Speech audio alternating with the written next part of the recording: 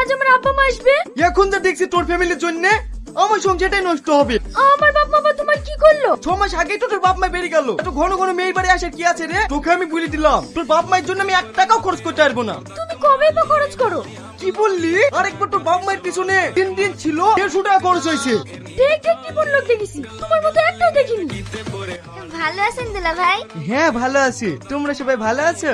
ভালো আছেন আব্বা? ভালো আছি বাপ। সে তো দেখি বুঝতে পারছি। যাও ঘরে কি বসো। কান্না কর কান্না কর। ওরে আমার কি হবে গো? আমি তোকে কত ভালোবাসি, রাস্তায় আমাদের ছেড়ে চলে যাবে।